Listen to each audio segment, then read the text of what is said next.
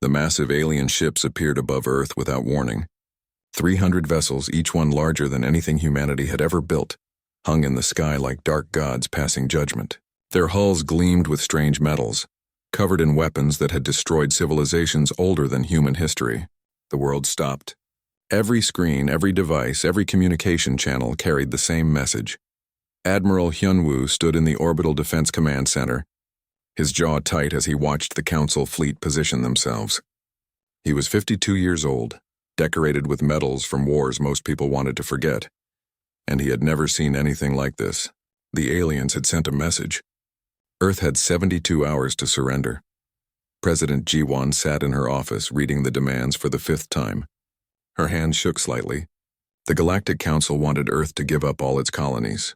They wanted humanity to dismantle 90% of its military. They wanted 5 billion people to serve on alien worlds for 3 generations. The message was clear. Submit or die. She had spent years trying to build peaceful relationships with alien species. She believed diplomacy could solve anything. Now she stared at words that destroyed everything she had worked for. The Council called humans aggressive. They said humanity expanded too fast, took resources that belonged to others, violated ancient laws. The punishment was slavery or extinction. Commander Suho entered the room carrying classified files. He was 35, his face marked with scars from intelligence operations in hostile space. He dropped the files on her desk. Inside were reports about 12 other species that had refused the Council's demands. Those civilizations were gone now, completely erased. Their worlds were empty ruins, warnings to anyone who might resist. Captain Minho paced in the pilot-ready room of the stealth destroyer Seoul's Vengeance. He was 31, orphaned when pirates attacked Titan Station, and he had joined the military to make sure nobody else lost their family like he did. Now he listened to his crew talking in worried voices. Some wanted to fight. Others thought fighting was suicide. The Council fleet could glass every city on Earth in an hour. Deep beneath Geneva, in a bunker built for the worst scenarios, Earth's military leadership gathered. Admiral Hyunwoo activated a holographic display. What appeared made several generals gasp. Project Black Armada. For 15 years, humanity had been building a secret fleet in the Kuiper Belt, far from where anyone could see. 150 warships equipped with technology that should not exist. Dr. Yoonji stepped forward to explain. She was 42, brilliant, and she had dedicated her life to this project. Years ago, human explorers found ancient alien derelicts drifting in deep space. Inside were weapons and drives that made Council technology look primitive. The Council thought these artifacts were lost forever. They were wrong. Humanity had found them, studied them, and built an entire fleet using their secrets. The ships had gravitic drives that bent space itself. They carried singularity torpedoes that could tear through any shield. They mounted quantum disruptors that the galaxy had not seen in thousands of years. Every vessel was a weapon designed by humanity's bloody history of warfare, powered by technology older than the Council itself. President Ji-won looked at the projection of the Black Armada. Her voice was quiet. Could they really win? Admiral Hyunwoo met her eyes. Maybe not, but they would make the Council pay for every inch. Humanity did not kneel. Not to pirates, not to tyrants, not to alien empires that thought they could chain Earth. The debate lasted hours. Some argued for surrender. 5 billion lives in slavery was better than extinction. Others demanded they fight. Earth had always fought. Through world wars and rebellions and the colonization of Mars, humanity survived by refusing to give up. Commander Suho shared his intelligence. The Council was arrogant. They believed humanity would break like all the others. That arrogance was a weakness. Captain Minho received new orders on his personal display. His hand steadied as he read them. Seoul's Vengeance would launch immediately. His mission was to prove humanity would not go quietly. He gathered his crew and told them the truth. They were going to start a war. Nobody spoke for a long moment. Then his weapons officer smiled. Good, she said. Let's show them what happens when you threaten Earth. President Ji-won made her decision. She authorized Project Black Armada. The activation codes went out across the solar system. In the Kuiper Belt, massive ice formations cracked open. Shipyards that had been hidden for over a decade came to life. Crews who trained in isolation for years received their final orders. The Black Armada began moving toward Earth. The Council fleet remained in orbit, confident and unchallenged. High Magistrate Velthanis of the Vakros hegemony broadcast messages showing his dreadnoughts. He wanted humans to see the weapons that had conquered 200 worlds. He allowed news cameras to film his vessels. "Look at your new masters," he seemed to say. "Learn your place." Captain Minho launched Soul's Vengeance using stealth drives that made his ship invisible to Council sensors. He slipped through their formation like a ghost. His target was a communication relay near the moon. The Council used it to coordinate their fleet. Minho fired a single precise shot. The relay exploded. For 17 minutes, the Council fleet went dark. They did not even know what hit them. Admiral Hyunwoo watched the strike from Earth. It was a message. Humanity was not afraid. He coordinated with Dr. Yoonji on final preparations. She had made a breakthrough. Council shields operated on specific harmonics. Human weapons, more primitive but adaptable, could overload those harmonics and make the shields fail. It was brilliant. The Council's strength became their weakness. Engineer Junho worked for 48 hours straight, implementing the shield modifications across the entire Black Armada. He was 38, and he had lost his family when Council mercenaries raided Europa. Now he built the weapons that would make them pay. His fingers flew across controls as he modified targeting systems, weapon frequencies, and power distribution. Every ship became a tuned instrument designed to break Council shields. The 72-hour deadline approached. President Ji-won prepared for her final broadcast. She would tell the Council that Earth surrendered. It was a lie, but they needed the aliens to relax to think they had won. Commander Suho activated sleeper agents on Council ships. These were spies who had infiltrated alien crews years ago. They waited in silence for their moment. High Magistrate Velthanis received Earth's surrender message with satisfaction. He ordered his troop transports to approach the planet. His officers relaxed their formation. The war was over before it began. Humanity had chosen the smart path. He would be generous in victory. Only 4 billion slaves instead of 5. The Black Armada reached Neptune's orbit in complete silence. 150 warships crewed by humans who would rather die than kneel. Admiral Hyunwoo stood on the bridge of the flagship Indomitable. Lieutenant Hana confirmed all ships were ready. Major Yuna and her Reaper squadron boarded assault craft. General Doyen coordinated planetary defenses. Every piece was in position. President Ji-won finished her surrender speech. The Council believed her. Their transports entered Earth's atmosphere. That was the moment Admiral Hyunwoo had been waiting for. He gave the order. The Black Armada dropped out of faster-than-light travel at the edge of the solar system. 150 human warships appeared like avenging angels. Their weapons locked onto Council targets. Captain Minho armed every weapon on Soul's Vengeance. His crew was ready. Dr. Yoonji watched her theories become reality. Engineer Junho's modifications came online perfectly. Commander Suho's agents began sabotage inside enemy ships. Major Yuna's boarding teams launched. General Doyen's defenses activated. The Council had demanded Earth kneel. Humanity's Black Armada responded with fire. The activation signal reached every hidden facility across the solar system. In the Kuiper Belt, massive structures that looked like asteroids split apart. Ice and rock fell away to reveal shipyards filled with warships. Crews who had lived in isolation for years rushed to their stations. The moment they had trained for had finally arrived. Captain Minho guided Soul's Vengeance through the Council fleet like a shark hunting in dark water. His stealth systems made him invisible to their sensors. He watched the alien ships through his displays, studying their formations and weaknesses. The Council was good at fighting species that stood still and took punishment. They had never fought an enemy that refused to be seen. Major Yuna stood in the armory of her assault ship, checking weapons with her Reaper squadron. She was 29 years old and the fastest close-quarters fighter in human space.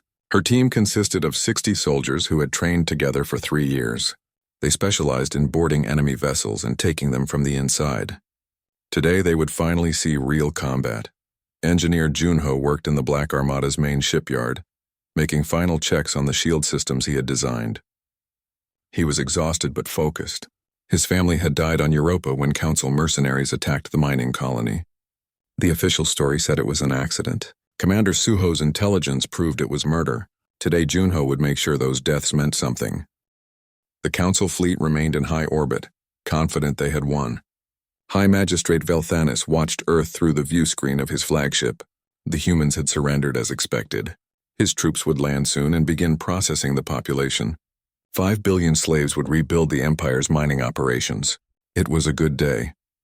Lieutenant Hana sat at her communication station aboard the Indomitable, listening to Council transmissions. She was 26 and spoke 14 alien languages. What she heard made her angry. The Council officers talked about humans like they were animals. They made jokes about which human cities to destroy first. They discussed taking humans as personal servants. None of them expected resistance. General Doyon coordinated Earth's planetary defenses from a command center in South Korea. He was 60 years old and had fought in every major human conflict for 3 decades. He did not trust the Council's promises.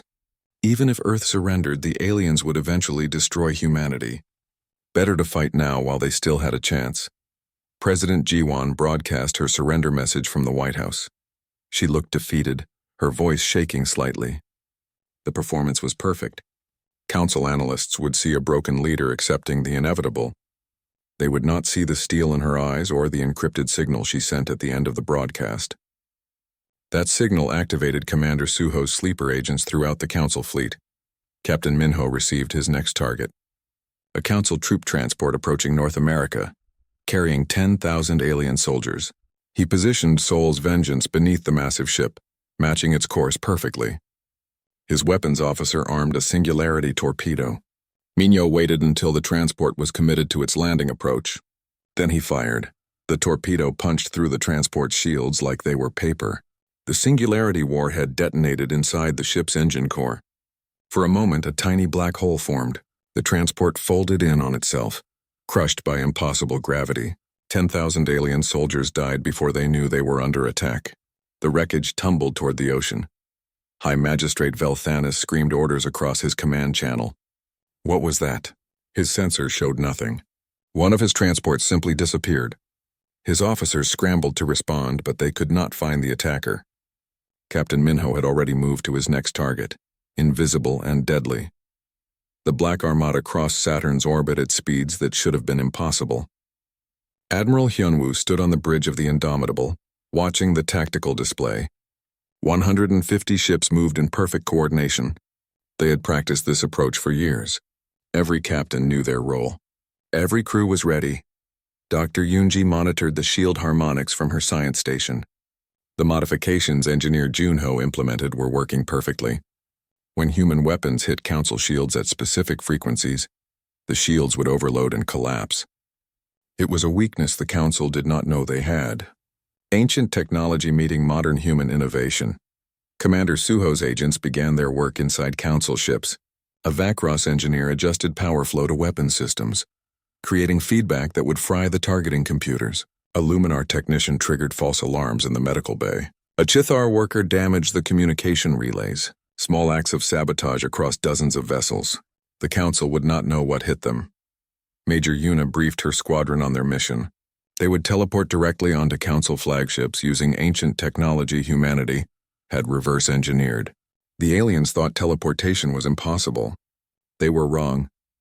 Once inside enemy ships, the Reapers would disable critical systems and capture high-value targets. It was dangerous. Many of them would probably die. Nobody hesitated. Captain Minho destroyed 3 more transports. Each kill was clean and precise. The Council fleet began pulling their troop carriers back, confused and afraid. They could not fight an enemy they could not see. High Magistrate Velthanis ordered his dreadnoughts to form defensive positions around the remaining transports. It was exactly what Admiral Hyunwoo wanted. The Black Armada reached Jupiter's orbit. Lieutenant Hana detected Council ships repositioning. Their formation was tighter now, more defensive. That made them perfect targets. She relayed the tactical information to Admiral Hyunwoo. He nodded once. It was time. Engineer Junho completed the final system check on the flagship's main weapons. Everything was optimal. The quantum disruptor cannons carried enough power to crack a moon in half. The Singularity torpedo launchers could fire 6 shots before reloading. The gravitic drives could accelerate the ship to near-light speed in seconds. Humanity had built monsters. General Doyon watched his displays as alien transports retreated from Earth's atmosphere. Good. That gave him time to evacuate civilians from target zones. If the Council decided to bombard cities, he wanted as few casualties as possible. His anti-orbital batteries powered up. Earth would not go down without a fight. The 72-hour deadline passed. High Magistrate Velthanis realized the humans had tricked him. Their surrender was a lie.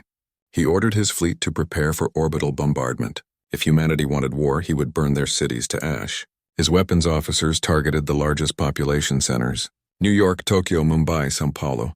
Billions would die. Admiral Hyunwoo saw the Council weapons charging. He gave the order every human had been waiting for: attack. The Black Armada dropped out of faster-than-light travel at the edge of Earth's orbit. 150 warships appeared in an instant, their weapons already locked on Council targets. Captain Minho activated Seoul's Vengeance's full weapons systems. The stealth ship revealed itself between two Council dreadnoughts. He fired singularity torpedoes at both vessels simultaneously. The warheads tore through their shields. Massive explosions ripped the dreadnoughts apart. Debris scattered across orbital space. Major Yuna and her Reaper squadron teleported onto the Council flagship. They materialized in the command center, weapons ready. Alien officers turned in shock. The Reapers opened fire. Close quarters combat erupted across the bridge. Yuna moved like lightning, her blades finding vital targets. Within 30 seconds, half the Council command staff was dead or dying. The Battle of Earth's orbit began in fire and chaos. Human weapons hammered Council shields at frequencies designed to make them fail. Dr. Yunji's theory worked perfectly. Council vessels that had never lost shields suddenly found themselves vulnerable. Railgun rounds punched through hulls. Missiles struck home. Directed energy beams cut dreadnoughts in half. Lieutenant Hana intercepted Council communications. She heard panic, confusion, orders contradicting orders. She fed false information into their network. Ghost ships appeared on Council sensors. Friendly vessels showed as hostile. The aliens shot at each other. Their coordination collapsed. Engineer Junho monitored the Indomitable's power systems. The ancient drives ran hot but stable. He diverted extra power to weapons. The flagship's quantum disruptors fired, and a Council battlecruiser simply ceased to exist. Matter broke down at the atomic level. Where a ship had been, only expanding plasma remained. High Magistrate Velthanis watched his fleet die. The humans fought with a savagery he had never seen. They did not just defend. They hunted. Every Council vessel that tried to retreat was destroyed. The aliens had conquered 200 worlds, but they had never fought an enemy that refused to surrender. Commander Suho's agents struck inside dozens of Council ships. Life support failed. Weapons misfired. Engines went offline. The sabotage spread chaos through the alien fleet. Ships collided with each other. Some simply drifted, powerless and helpless. Captain Minho Seoul's Vengeance darted through the battle like an angry hornet. He targeted communication ships, command vessels, anything that helped coordinate the Council fleet. Each kill made the aliens more confused. They fought as individuals now, not as an organized force. Major Yuna's Reapers captured the Council flagship's bridge. She held High Magistrate Velthanis at gunpoint. The alien leader stared at her in disbelief. How was this possible? Humans were supposed to be weak, primitive, easy to conquer. Yuna smiled coldly. Tell your fleet to surrender, she said, or watch them all die. Admiral Hyunwoo counted enemy casualties on his tactical display. 30% of the Council fleet destroyed. 20% disabled. The survivors were breaking formation, trying to flee. He ordered pursuit. None of them would escape. Earth's orbit belonged to humanity now. The Council had demanded humans kneel. They learned the wrong lesson. The surviving Council ships fled toward the outer solar system. Admiral Hyunwoo watched them go on his tactical display. Earth's orbit was littered with wreckage. Pieces of alien dreadnoughts tumbled through space alongside destroyed human vessels. The victory had cost lives. 12 human ships were gone. 3,000 crew members would never go home. But the Council had lost 90 vessels and 30,000 soldiers. President Ji-won broadcast a message to the entire galaxy. Her voice was steady now, filled with quiet fury. Earth did not want this war. Humanity offered peace and cooperation. The Council answered with threats of slavery and genocide. Now the galaxy would see what happened when you cornered humans and demanded they surrender their freedom. The Black Armada was coming. Captain Minho docked Seoul's Vengeance at an orbital station for repairs and resupply. His ship had taken damage from a Chithar bioweapon that nearly melted through the hull. His crew worked quickly to patch the holes and reload weapons. They had maybe 6 hours before the next operation.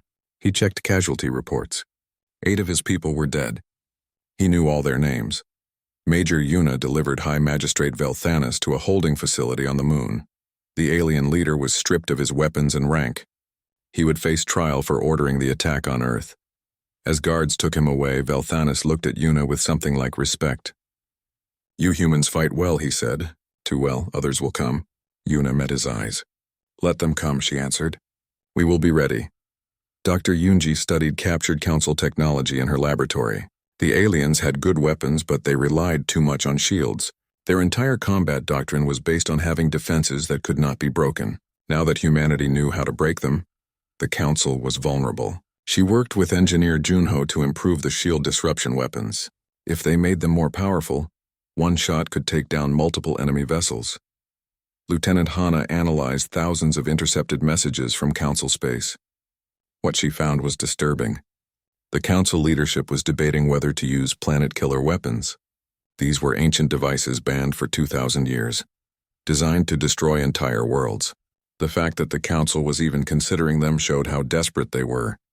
It also showed their true nature. The peaceful civilization they pretended to be was a lie. Commander Suho met with representatives from resistance movements across council space. 3 species agreed to help humanity. The Kelvor artisans provided intelligence about council military bases. The Praxis miners sabotaged supply lines. The Shen diplomats shared classified information about council fleet movements. These species had been conquered centuries ago. They saw humanity's rebellion as their chance for freedom. General Doyon coordinated the defense of Earth, while the Black Armada prepared for its next mission. He deployed orbital weapons platforms and long-range missile batteries. If the Council attacked again, Earth would hit back even harder. He also evacuated civilians from coastal cities. Council wreckage was raining down from orbit, and some pieces were large enough to cause tsunamis. Admiral Hyunwoo held a strategy meeting with his command staff. The next target was the Krovar system, a major Council military hub 300 light-years from Earth. If they destroyed it, the Council would lose 30% of its military production. It was a bold move. They would be striking deep into enemy territory with no support and no way to retreat. Every officer in the room knew it was dangerous. Every one of them volunteered. Engineer Junho worked day and night modifying weapons and shields across the entire fleet. He barely slept. His team brought him food and he ate while working. The modifications had to be perfect. One mistake could cost hundreds of lives. His hands moved across control panels with practiced precision. Each ship became more deadly. Captain Minho received orders to lead one of 3 strike groups. His soul's vengeance would spearhead the attack on Krovar's orbital defenses. It was a suicide mission with terrible odds. He gathered his crew and told them the truth. Anyone who wanted to transfer to a safer assignment could do so without shame. Nobody moved. "We are with you," his weapons officer said. Until the end. The Black Armada prepared to jump to the Krovar system. Ships refueled and rearmed. Crews said goodbye to loved ones through video messages, knowing many would not return. Major Yuna drilled her Reaper squadron in boarding tactics. They would need to capture council facilities intact to gather intelligence. That meant fighting in close quarters against enemies who outnumbered them 10-1. President Jiwon received a secret communication from minor council members. 10 species wanted to abandon the council and seek protection from humanity. It was risky. Each species that joined them was another world Earth had to defend. But fracturing the Council's unity was essential. She accepted their offer and promised Earth would stand with them. Dr. Yunji made a breakthrough with captured Council databases. She found locations of ancient weapon caches hidden across the galaxy. The same technology that powered the Black Armada existed in other places, forgotten and waiting. If humanity could reach those caches before the Council, they would have enough weapons to defend themselves for generations. Lieutenant Hana practiced her briefing for the upcoming battle. She would coordinate communications between all strike groups while monitoring Council transmissions. Her job was to keep information flowing and watch for traps. The Council knew humans were coming now. They would be ready this time. The jump to the Krovar system was violent. Faster-than-light travel at maximum speed stressed ships to their limits. Some crew members passed out from the acceleration. Others vomited or suffered nosebleeds. But when they dropped back into normal space, they were exactly where they needed to be, right in the middle of Council territory. The Krovar system's defenses activated immediately. Orbital platforms launched thousands of missiles.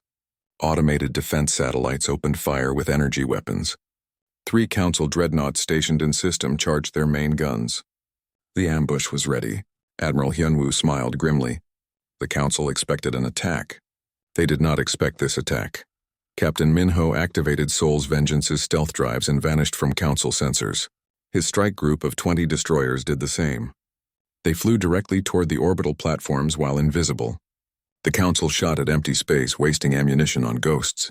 When Minho was close enough, he dropped stealth and fired every weapon at once. The first platform exploded in a ball of fire. The second lost power and tumbled out of orbit. The third tried to rotate its weapons toward the human ships, but singularity torpedoes tore it apart. Within 5 minutes, Krovar's outer defenses were destroyed. Captain Minho's strike group took minor damage. 0 casualties. The operation was perfect. Major Yuna's assault transports punched through the chaos and headed for the main logistics station. This was a massive orbital facility that coordinated military supplies for 3 entire sectors. Inside were databases, equipment, and potentially thousands of enemy soldiers. Her Reapers would have to fight through all of it. The transport doors opened and Yuna's team teleported directly into the station's command center. They appeared in a flash of light, weapons ready. Council workers scattered in panic. Guards reached for their weapons, but the Reapers were faster. Gunfire echoed through metal corridors. Yuna moved through the station like death itself, her team following in perfect formation. Engineer Junho monitored the indomitable systems during the battle. The ancient drives were running at 110% capacity. Dangerous but necessary, he rerouted power from non-essential systems to keep weapons online. The flagship's quantum disruptors fired continuously, each shot vaporizing enemy vessels. Junho felt the ship shake with each discharge. The 3 Council dreadnoughts formed a defensive line. These were massive ships, each one powerful enough to fight an entire fleet. Their commanders broadcast threats in a dozen languages. Humanity would pay for its crimes. The Council would not forget this attack. They would hunt humans across the galaxy. Admiral Hyunwoo heard the threats and gave a simple order.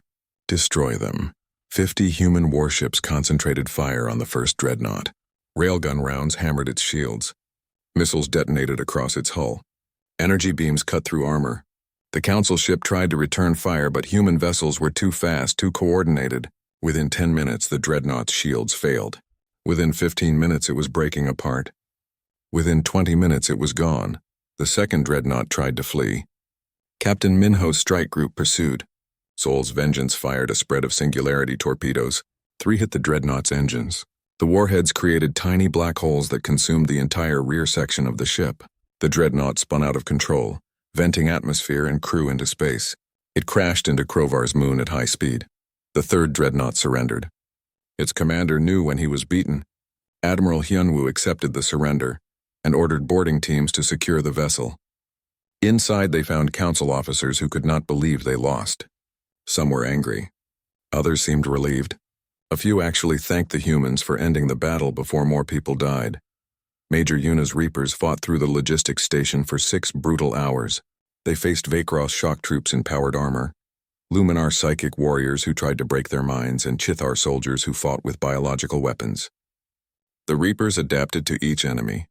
They used explosives against the Vakros armor. They shot the Luminars before they could concentrate their psychic attacks. They wore sealed suits against Chithar bioweapons. Slowly, methodically, they took the station. Lieutenant Hana broke into the station's computer network. The data inside was incredible. Complete Council fleet deployments for the next year. Classified technology schematics, supply routes and weak points, locations of hidden bases. The intelligence was worth more than the station itself. She downloaded everything and sent it to Dr. Yoonji for analysis. Dr. Yoonji received the data and immediately started working. Within hours, she found what she needed. The Council had 4 more. Weapon caches hidden in deep space. Each one contained technology from the ancient civilization that built the devices humanity found. If the Black Armada could reach those caches, they would have enough weapons to defend Earth for a century. General Doyen landed with Marine forces to secure Krovar's surface facilities. The Council abandoned most of them when they saw the orbital battle was lost. His troops occupied refineries, factories, and storage depots. They found enough military supplies to equip 5 human fleets. They also found evidence of war crimes, prison camps where conquered species were worked to death, medical experiments on living subjects, mass graves. Admiral Hyunwoo stood among the ruins of what the Council called civilization. President Ji-won's message was right. This was not a peaceful federation. This was an empire built on slavery and fear. Humanity had done terrible things in its history, but at least humans learned from their mistakes. The Council never changed. They conquered and enslaved and called it peace. The Battle of Krovar was over. The Council lost the system, its defenders, and its production capacity. More importantly, they lost the illusion of invincibility. Word spread across the galaxy. Humanity could not be beaten. The Black Armada was unstoppable. Minor species began to openly resist Council authority. The Empire was fracturing, and the war was only beginning. News of Krovar's fall spread through Council space like wildfire. Species that had been conquered centuries ago began to whisper about rebellion. Workers sabotaged factories. Soldiers deserted their posts. The Council leadership called emergency sessions to discuss the human threat. Some wanted to negotiate peace. Others demanded total war. The debate turned violent when a Vakros general attacked a Luminar diplomat who suggested surrender. Admiral Hyunwoo split the Black Armada into 3 strike groups. They would attack multiple Council systems simultaneously, stretching enemy forces thin. Captain Minho would lead one group toward the Council's mining operations. Major Yuna would take another to liberate prison worlds. Admiral Hyunwoo himself would command the 3rd group targeting military installations. It was aggressive strategy, but humanity could not afford to play defense. President Ji-won worked the diplomatic angle. She met secretly with representatives from 17 Council species. Most were minor members with no real power, forced to follow the Vakros and Luminar leadership. They were tired of serving an empire that treated them like servants. Ji-won offered them something the Council never did: true equality, a federation where every species had a voice. Commander Suho expanded his intelligence network. The resistance movements he contacted were growing stronger. On Kelvor Prime, workers seized control of orbital shipyards. On Praxis, miners captured government officials and demanded independence. On Shen, diplomats broadcasted secret Council communications proving the Empire lied about its peaceful intentions. The Council was losing control. Dr. Yunji led an expedition to the first ancient weapon cache. The coordinates from captured data led to a dead system near the galactic core. What they found was incredible: a facility built into an asteroid, perfectly preserved for thousands of years. Inside were weapons that made the Black Armada's arsenal look primitive. Energy shields that could stop stars, drives that could fold space itself, weapons that could reshape matter. Engineer Junho studied the ancient technology with amazement. Whoever built these devices understood physics at a level humanity had not reached. The technology was so advanced it looked like magic. But it was not magic. It was science, pure and beautiful. He worked day and night to understand it. If they could reverse engineer even part of this knowledge, humanity would be unstoppable. Lieutenant Hana intercepted a troubling message. The Council leadership activated something called the Omega Protocol. She did not know what it meant, but the encryption was the highest level she had ever seen. She brought it to Admiral Hyunwoo. He ordered Commander Suho to find out what Omega Protocol meant. If the Council was using their most classified codes, it could not be good. Captain Minho's strike group hit Council mining operations across 5 systems. These were automated facilities that extracted resources from dead worlds. The Council used them to build ships and weapons. Minho's destroyers systematically destroyed every mine, refinery, and transport ship they found. Within 2 weeks, the Council lost 40% of its resource production. The economic impact was immediate. Council shipyards could not build new vessels without raw materials. Existing fleets could not repair damaged ships. Supply lines broke down. Military bases ran short on ammunition and fuel. The Council's war machine was grinding to a halt because humanity cut off its resources. Major Yuna's strike group liberated 6 prison worlds. These were planets where the Council sent conquered species who refused to submit. The conditions were horrific. Prisoners worked in mines and factories with minimal food and no medical care. Thousands died every day. When Yuna's forces arrived, the guards fled or surrendered without a fight. The prisoners could not believe they were free. Among the freed prisoners were members of extinct civilizations. Species the galaxy thought were completely destroyed. They survived as slaves, keeping their cultures alive in secret. Now they joined humanity's cause. They knew how brutal the Council could be. They wanted revenge. General Doyen established bases on the liberated worlds. They needed to be defended because the Council would eventually try to recapture them. He trained local forces to use human weapons and tactics. These former slaves learned quickly. They had motivation that Council troops could not match. They were fighting for their homes. Admiral Hyunwoo's strike group destroyed 23 Council military installations. Shipyards, weapons factories, training centers, supply depots. Each target was carefully chosen for maximum strategic impact. The Council tried to defend them, but human forces were too fast. They struck and disappeared before reinforcements arrived. Commander Suho discovered what Omega Protocol meant. It was a doomsday weapon. The Council built it thousands of years ago during their last major war. It could destabilize stars and create supernovas. The weapon was supposed to be dismantled, but the Council kept it as a final option. Now they were considering using it against Earth. The news hit Admiral Hyunwoo like a physical blow. If the Council used that weapon, Earth and everyone on it would die. So would the Moon, Mars, and every human colony in the solar system. Billions of people erased in an instant. He called an emergency meeting with President Jiwon and his command staff. They had to find and destroy that weapon before the Council activated it. Dr. Yoonji worked with the ancient technology to find a solution. The civilization that built the weapon caches also built safeguards. There were countermeasures for every weapon, including doomsday devices. She found schematics for something called a stellar stabilizer. It could prevent a star from going supernova, even if something tried to trigger it. But building one would take months. Engineer Junho looked at the schematics and shook his head. They did not have months. They had weeks at most, but he had an idea. They did not need to build a stabilizer from scratch. They could modify the ancient devices in the weapon cache. It would be risky. The technology was not designed for that purpose. But it might work. President Jiwon made a difficult decision. She authorized the plan to modify the ancient technology. At the same time, she ordered an attack on the Council's capital system. If they could capture the Council leadership, they might be able to stop the doomsday weapon. It was desperate, but they were out of options. Captain Minho's soul's vengeance would lead the assault on the Council capital. The system was called Varthena Prime, and it was the most heavily defended location in the galaxy. 500 warships, dozens of orbital fortresses, a planetary shield that could withstand supernova-level energy. It had never been attacked in 3,000 years. Minho studied the defenses and smiled coldly. Time to make history. Lieutenant Hana worked with Commander Suho to coordinate with resistance forces inside Varthena Prime. They needed help from the inside. Spies provided access codes, security protocols, and guard rotations. Every piece of information brought them closer to a plan that might actually work. Major Yuna prepared her Reaper Squadron for the most dangerous mission yet. They would teleport directly onto the Grand Conclave Station where Council leadership met. The goal was to capture them alive. If they could take the Council leaders hostage, they might be able to negotiate an end to the war.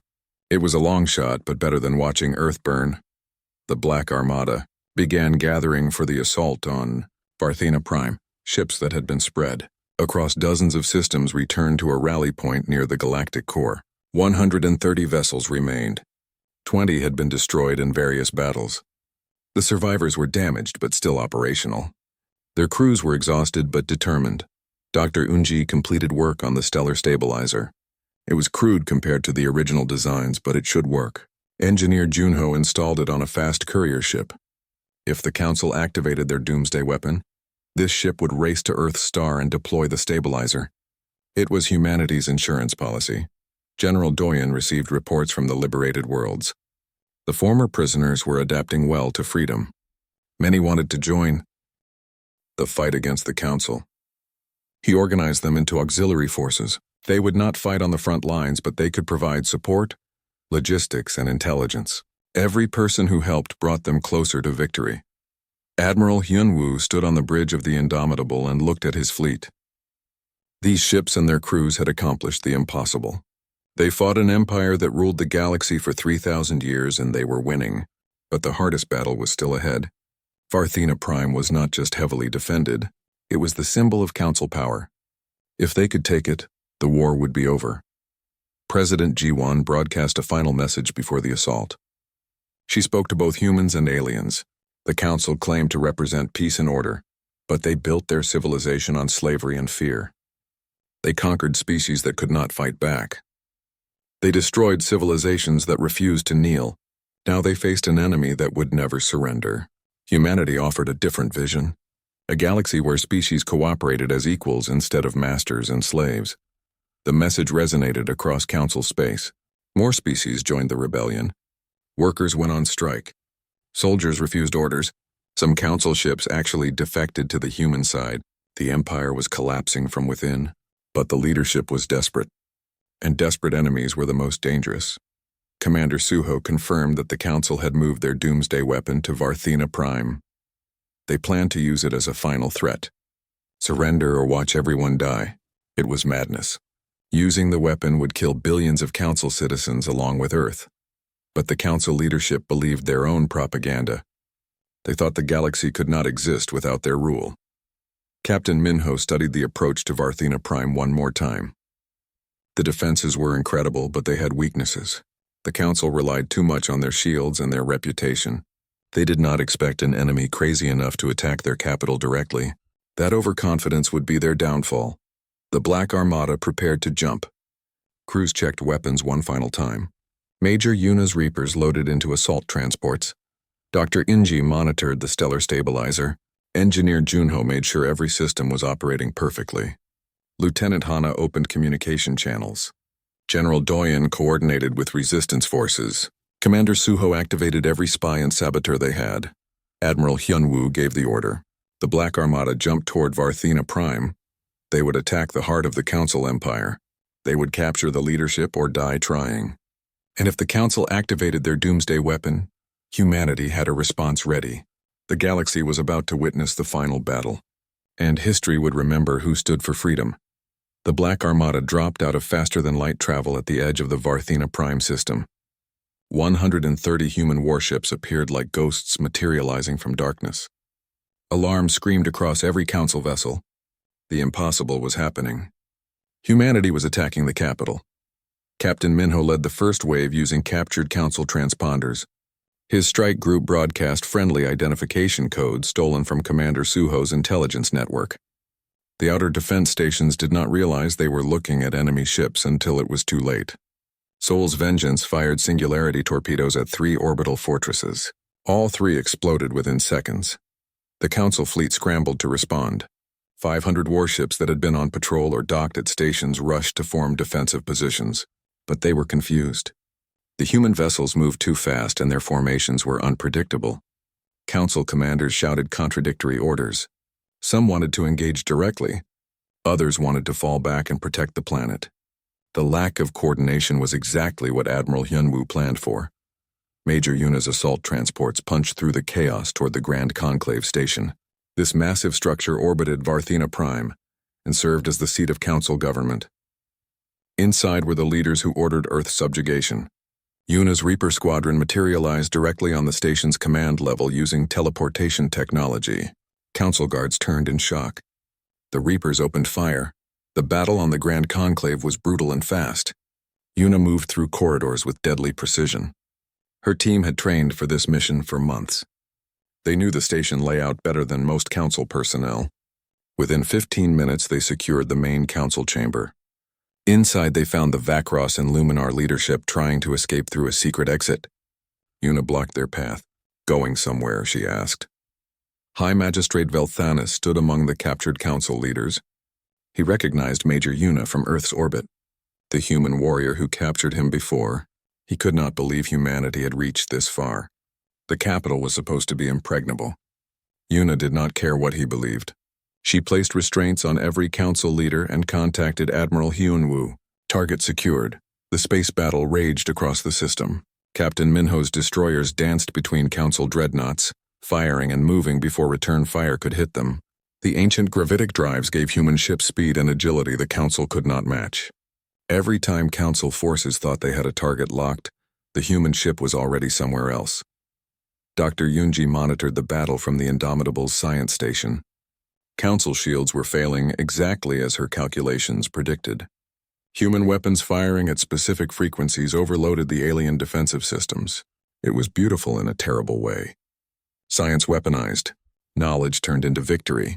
She felt pride and guilt at the same time. Lieutenant Hana intercepted a transmission that made her blood run cold. The Council had activated their doomsday weapon. It was located inside Varthena Prime's binary star system. The device was already beginning the process that would destabilize both stars. In 4 hours, the system would explode in a supernova that would destroy everything within 50 light-years, including Earth's colonies on the edge of the blast radius. Admiral Hyunwoo heard the news and immediately understood the situation. The Council leadership was willing to sacrifice their own capital and billions of their own people to stop humanity. It was insane, but it was also effective. If the human fleet stayed to fight, they would die. If they fled, the Council could claim they won by forcing humanity to retreat. Either way, billions would die. President Ji-won received the same intelligence on Earth. She authorized immediate evacuation of every colony within the blast zone. Civilian transports launched from a dozen worlds. People grabbed what they could carry and ran. Children cried. Parents tried to stay calm. Everyone knew they might not make it. The supernova would travel at the speed of light. There was nowhere to hide. Engineer Junho studied the doomsday weapon's location and power signature. The device was buried deep inside the binary star system's core, between the two stars. The radiation and gravity there would kill anyone who tried to reach it. But Captain Minho Sol's vengeance had the best shields in the fleet.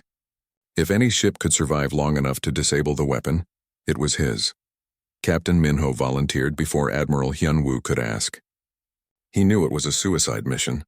The radiation alone would kill his crew within minutes, even with shields at maximum. But if he did nothing, billions would die. He gathered his crew and told them the truth.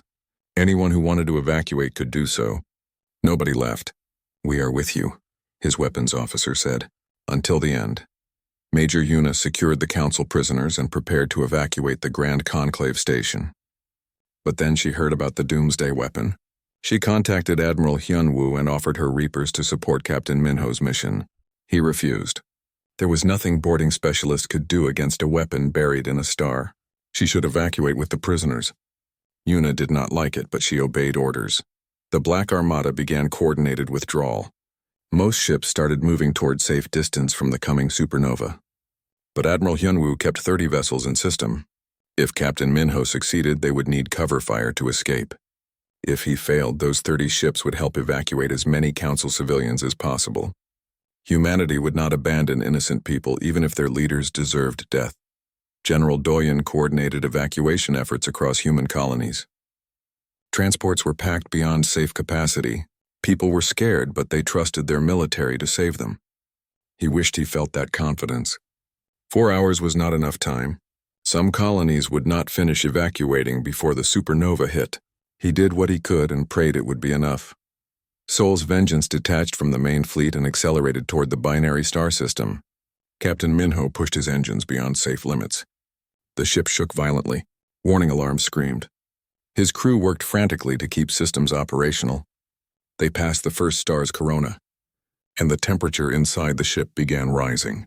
Despite cooling systems running at maximum, Dr. Yunji transmitted the final calculations for disabling the doomsday weapon.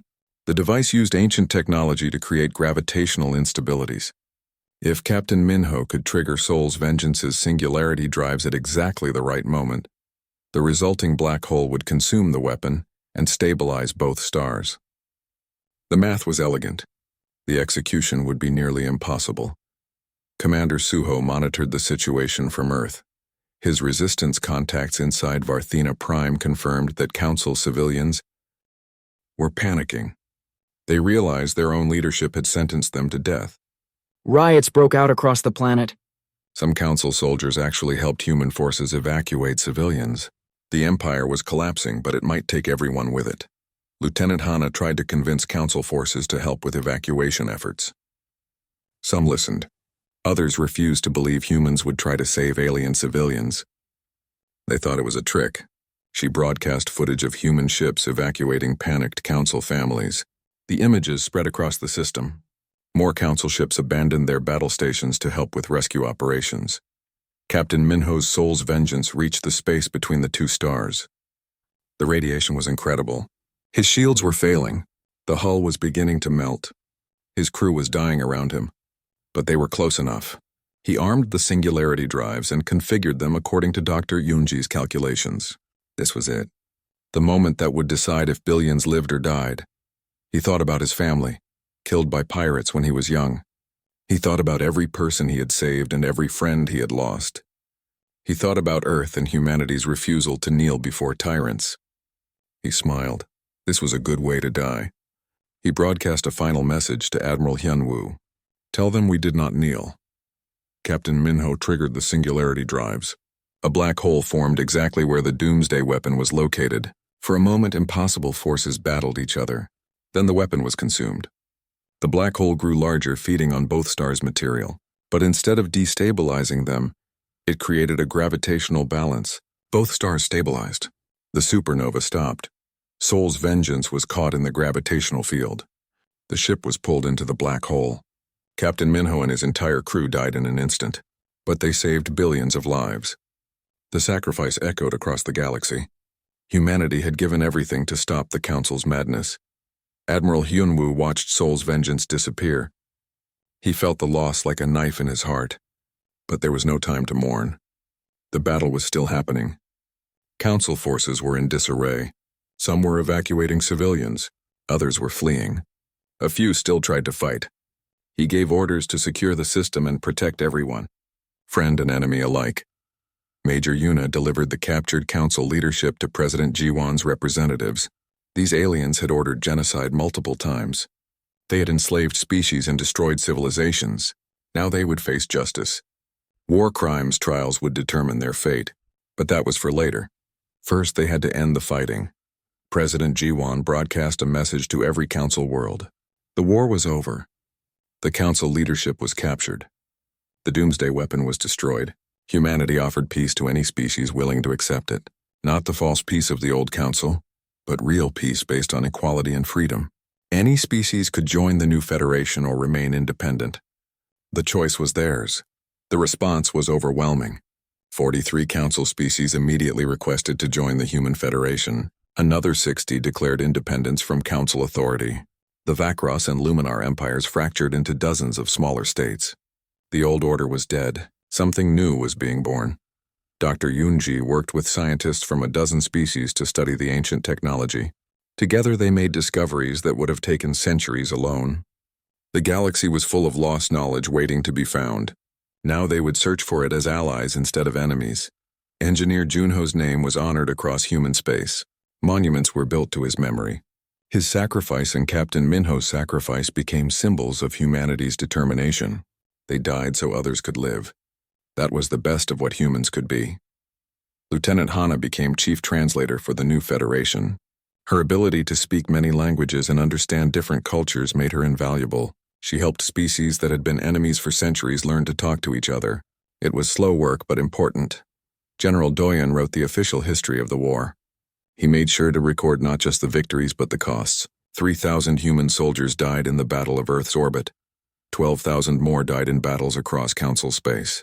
Captain Minho and his crew of 200 gave their lives to stop the supernova.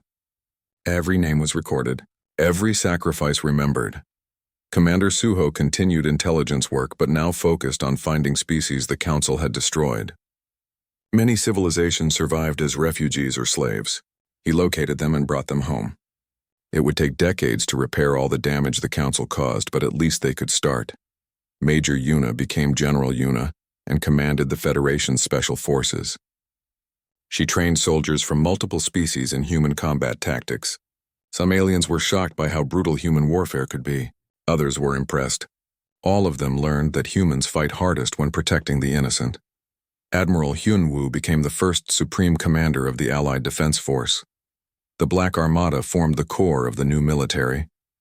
Their mission was simple: make sure no species ever faced forced subjugation again. They patrolled borders. They protected trade routes. They stood ready. President Jiwon completed her term and became the Federation's ambassador at large. She traveled to hundreds of worlds, helping new members integrate and settling disputes. She never forgot what the war taught her. Peace was not just the absence of conflict. It was active work-building understanding between different species. 5 years after the war ended, monuments to Captain Minho stood on Earth, Mars, and Varthena Prime. His sacrifice saved billions. The inscription on each monument was simple. He did not kneel. Those words became humanity's motto, a reminder of what they fought for and what they would always defend. The galaxy learned a lesson in those terrible months of war. Humanity was not the strongest species. They were not the smartest or most advanced. But they had something the Council never understood. Humans refused to accept defeat. When pushed to the edge, when threatened with extinction, humans did not surrender. They fought. They adapted. They sacrificed everything for freedom. The old Council demanded Earth kneel. Humanity's Black Armada responded with fire, and when the flames died down, the galaxy was free.